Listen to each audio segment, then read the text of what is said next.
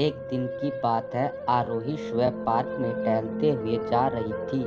तभी उसे एक रोती हुई बच्ची मिली। आरोही ने उससे रोने का कारण पूछा तो लड़की ने बताया वह जिस गुड़िया से खेल रही थी वह इसी पार्क में कहीं खो गई। आरोही ने उस बच्ची को उसकी गुड़िया ढूंढ लाने का आश्वासन दिया, जिससे वह बच्ची चुप हो गई। आरोही ने गुड़िया ढूंढने के लिए समय मांगी और फिर दूसरे दिन गुड़िया लाने का वादा करके वहां से चली गई। पर गुड़िया ना तो आरोही को मिली और ना ही उस बच्ची को। आरोही ने गुड़िया की तरफ से एक काल्पनिक पत्र उस बच्ची को लिखी और जब वह बच्ची पार्क में गुड़िया पाने की आशा में आई तो आरोही ने वह पत्र उस बच्ची को पढ़कर सुनाया।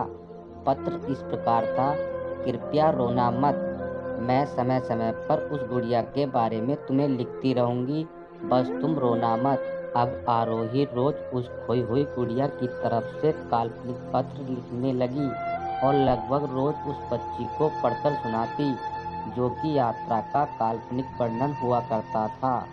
आरोही ने इस काल्पनिक लेकिन रोचक वर्णन ने उस बच्ची को रोने नहीं दिया। वह खुशी खुशी अपनी गुड़िया की गुमड्डी के किस्से सुनाने लगी। अब वह खुश रहने लगी। एक दिन जब काफी कहानियां हो गई तो आरोही ने एक दूसरी गुड़िया उस बच्ची को ला कर दी। जाहिर है वह गुड़िया बदली हुई थी। उस बच्ची को अपनी खोई हुई पुरानी गुड़िया जैसे नहीं लगी तो वह आरोही की ओर देखने लगी। आरोही अनजान बनते हुए गुड़िया में चिपकी एक चिट को निकालकर पढ़ने लगी।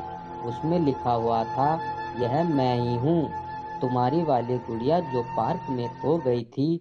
दुनिया भर की लंबी यात्रा की वजह से मैं थोड़ा बदल गई हूँ।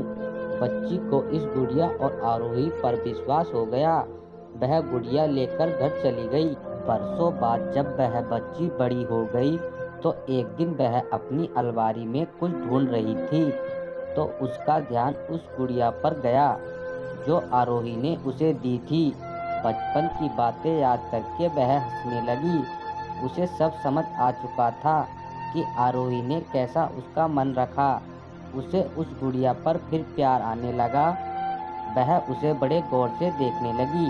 तभी उसकी नज़र गुड़िया की फ्रॉक की आस्तीन में छिपे एक छोटे से पत्र पे गई। उसने बड़ी व्याकुलता से वह पत्र निकाला और पढ़ने लगी।